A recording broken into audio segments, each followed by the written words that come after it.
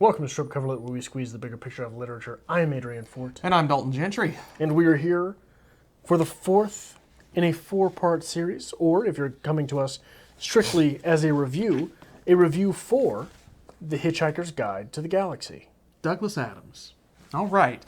If you've been following along with this series, this is going to be an interesting review for us because we have very, very different opinions on this text.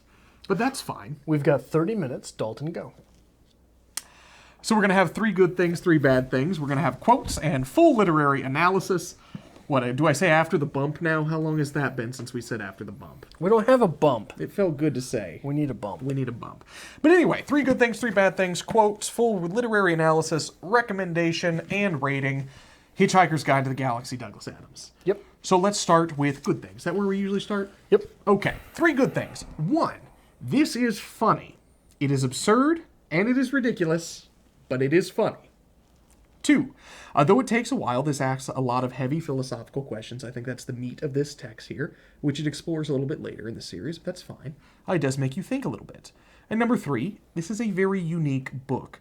It exists within a realm of its own, but I think it is something you've never actually read before. So just an hour ago, we took a walk to the taco place. We did. And we were happy that we had started reading things that got our analysis away from being the same. Exact same?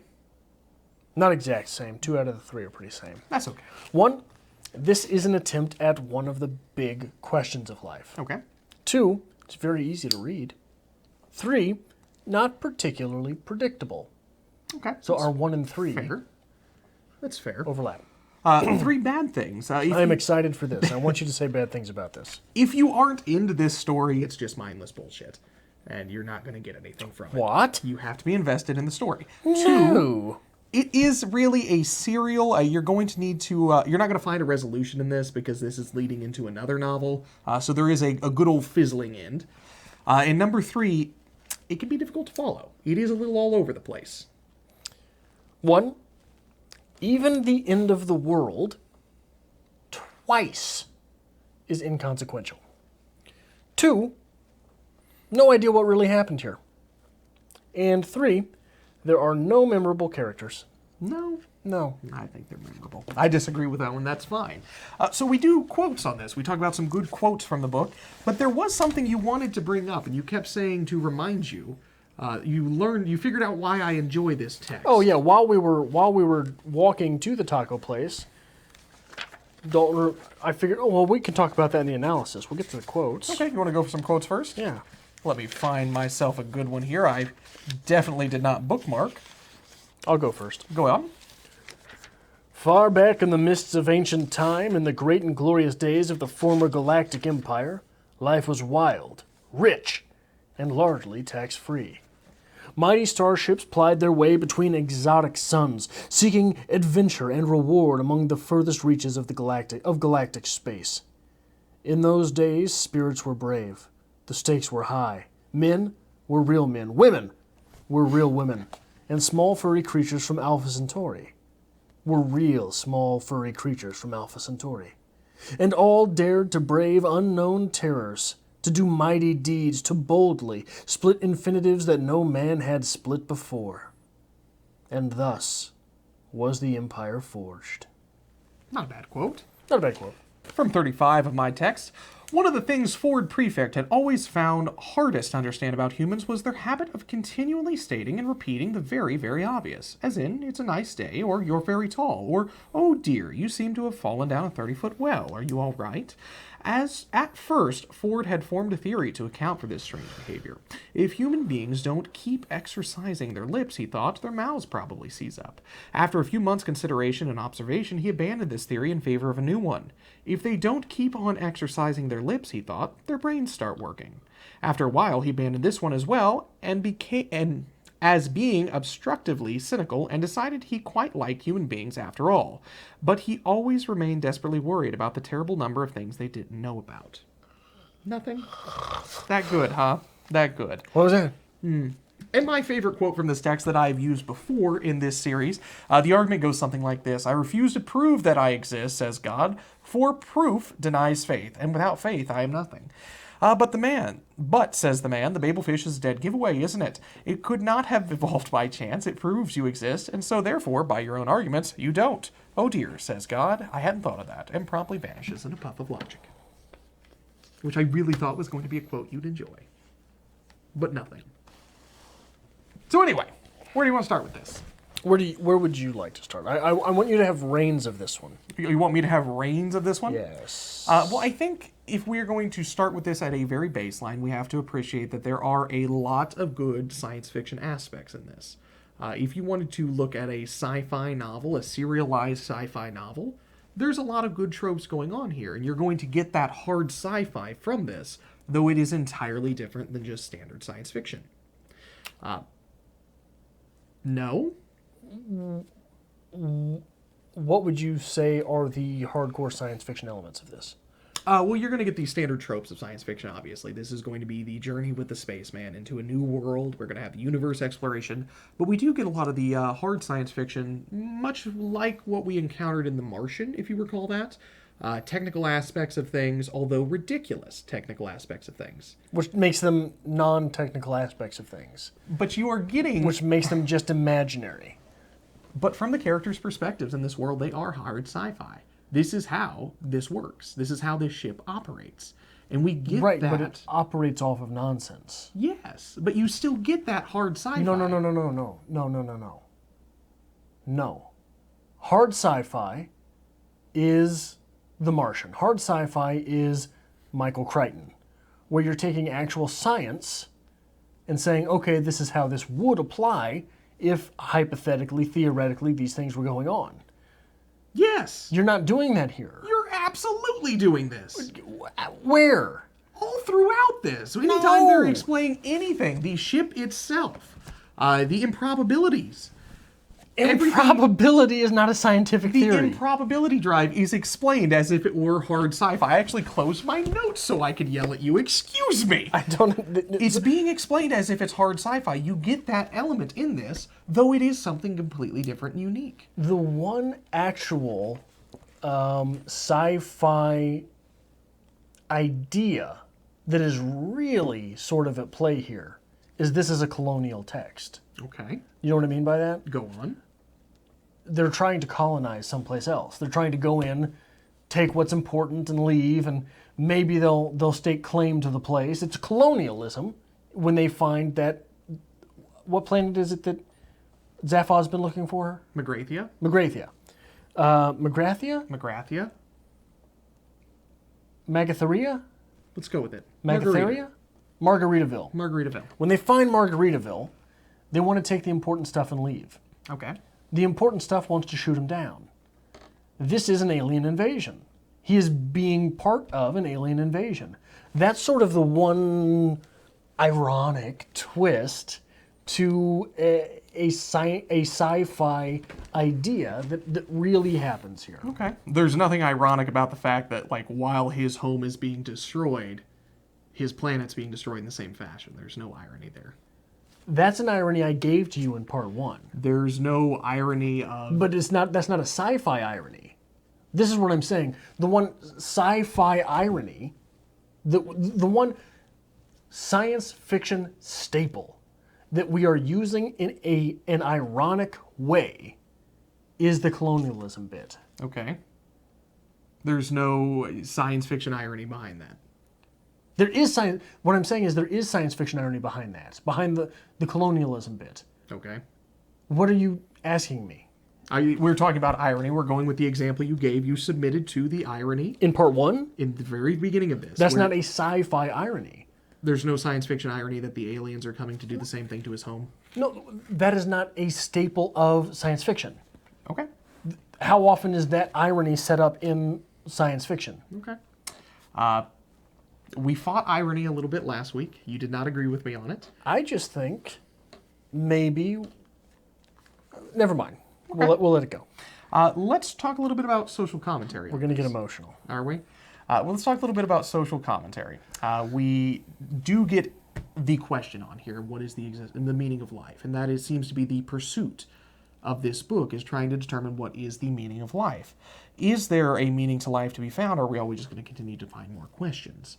Because after centuries and centuries of waiting, they finally get the answer to the question, but they've yet to find the question. So is there really any point in trying to find this grand overarching philosophical question of life? Or are we always just going to be continuing to search for something new? Are you literally posing the question? Okay. It's a discussion point? So I don't know. Okay. If you're asking my actual opinion is that the meaning of life is that we all get to set up our own meaning of life. Okay. Is that what you're asking? Not necessarily. I mean, I think that's a good bit of social commentary that they bring forward in this. It raises that question. It raises the question, but where does it ever take the question? That's kind of the point of it. There is no way to take that question because you can't really answer that question. Whether there is or isn't a meaning of life, whether we are going to continue to search for it, it raises the question and leaves it to the reader, which is a good thing. No.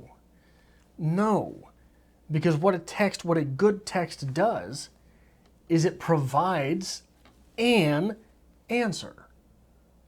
And it makes you contend with the answer. But the point of this text is to not provide any answers. Yeah, the point of this text is to not have a point. It's to be absurd. The character of these characters is to not have character. Yes. The plot of this plot is it has no plot. Yes. The dialogue in this dialogue is this meaningless dialogue. The dialogue's decent. I don't understand why you don't like the dialogue. It's A lot of comedic. it's pointless. I think that's where we really struggle with this piece between the two of us, is you are wanting concrete answers from this. You want a text to speak to you. You do. For some reason you are... I want a text to speak for itself. Okay. If a text speaks for itself, I am more than willing to engage with that text. This text never speaks for itself. Now, you made, in the last episode, Okay. the point that the reason I don't like the text is because I want to identify with a character. You want to have some investment in the And that is not, you said I want to identify. You pointed that out specifically. I said you were incapable of identifying with the character, Right, which therefore cannot be implies- invested. that identifying with character is necessary. I contend that that is not necessarily the case, that I don't have to identify with a character, but that I have to have an investment. Okay. So there's a little bit of nuance between those points. So here. Going forward on the channel, we're going to put reviews on Wednesday, okay? Okay. I'm not reading any more of your texts, okay? Okay. We're going to do Bret Easton Ellis, okay? Oh, goody. You don't like Bret Easton Ellis, do you? I don't. We're going to read Bret Easton Ellis, okay? Okay. Do you see how wet rag you just were? Where are we going with this? You identify with Arthur. Okay. That's why you like it. Is there a problem with identifying with Arthur? Yes. Why is there a problem with identifying with Arthur? Arthur sucks. Arthur sucks. Arthur sucks. Is Adrian incapable of understanding how this book works for him because he can't identify with Arthur? It's not because he can't identify with Arthur. It's because he doesn't see the point in reading Arthur's story. Okay. I don't see the point in reading Arthur's story. I don't see the point in reading about the Earth that exists in the Hitchhiker's Guide. I don't see the point in reading about that Earth being blown up. So because this novel does not come to a conclusion, it gives you no answers. It gives you nothing. It is just existing, much as Arthur is. You don't like it. I am willing, if well done, to accept that as the point of a novel. Okay.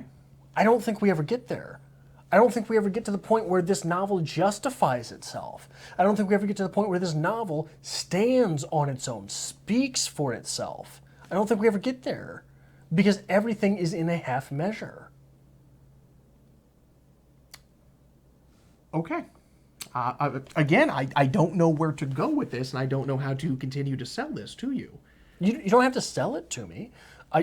What I would love is for you to prove to me or make the case for yourself. But anytime I bring up a point, you tell me it's moot and invalid.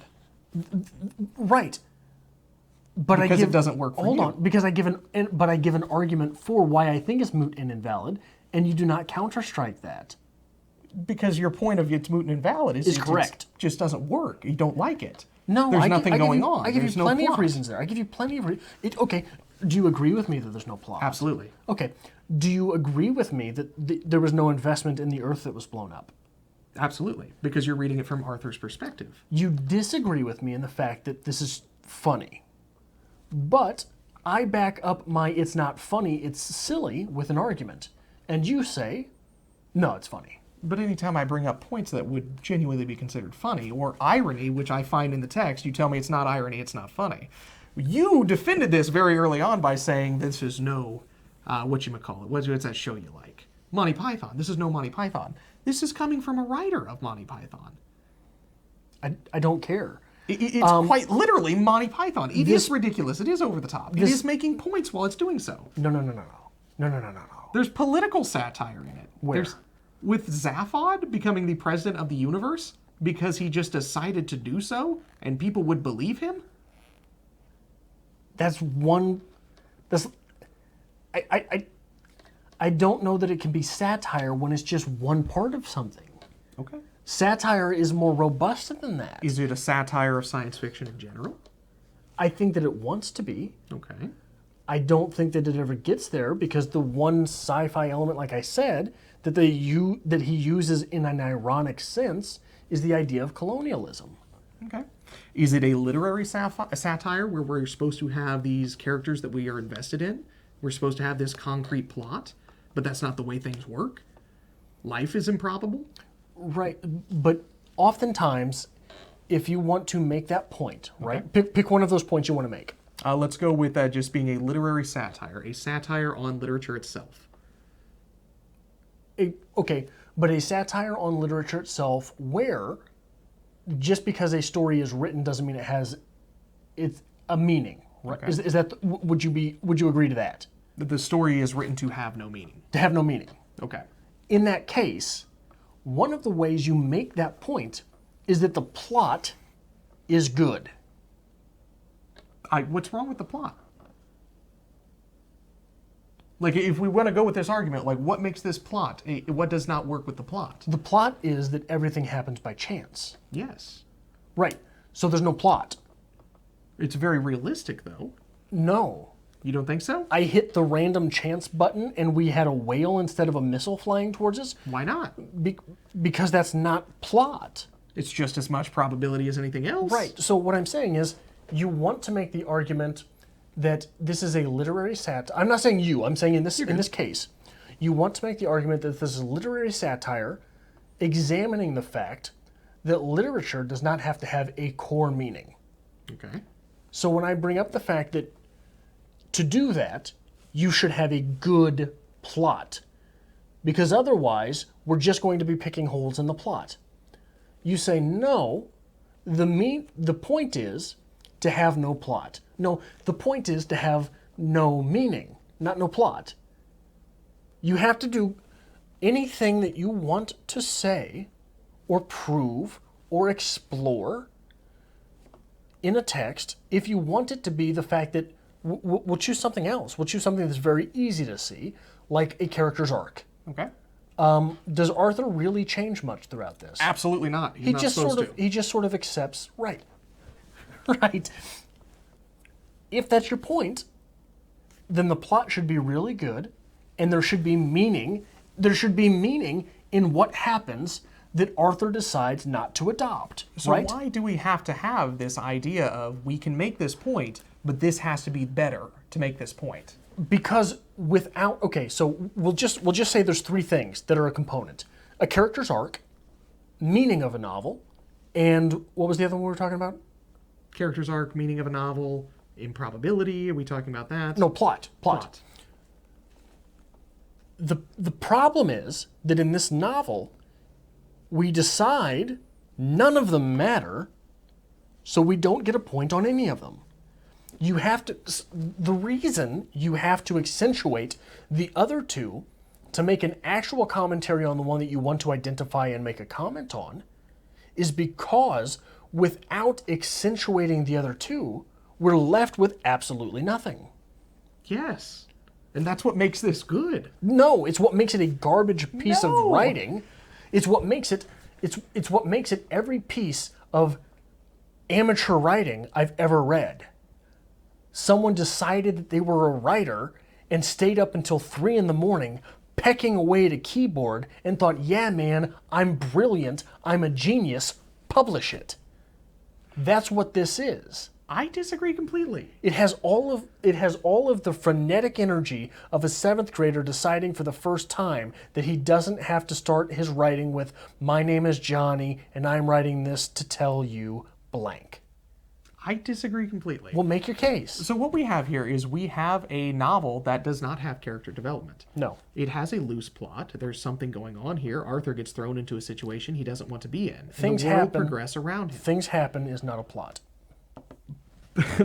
But with the character we're given, this is a man who does not want to be on this. He is not on a quest. He is not on a journey. He's not going anywhere. Arthur is happy in his existence. He is taken from his existence and thrown into a world where he must react. But Arthur does not care to react. That is not his person. He is very much a wet rag of a person. And he has no motivation to be here. So he has to go through these motions. That's why Arthur is the one, when it comes to the improbability button, basically, he's the one who says, push it. Why not? What's the worst that could happen? Things are going to change. Arthur has no control of the change in his life. Arthur is taken from his life and thrown into this.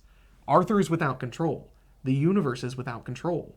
Everything in here is without control. That all kind of plays together. And while you might say there's no character development, well, that's fair. There doesn't need to be. There's no hard, concrete plot. We're not going from point A to point B. That's fair. There doesn't need to be. Because what we're getting here is a journey for a character who does not want to be on a journey. Okay, there doesn't need to be. There doesn't need to be. There doesn't need to be. Why the fuck do I need to read the text? Because it's a good text. What's good about it? It's not particularly competently written. I enjoy the text. I think it's good. The writing is okay. It's okay. It's not life-changing, but it's enjoyable. But it is unique and it is different. And it is something that it needs to be explored. I'm okay with that. There is nothing here. There is nothing in this text. I award you no points, and may God have mercy on your soul. Okay.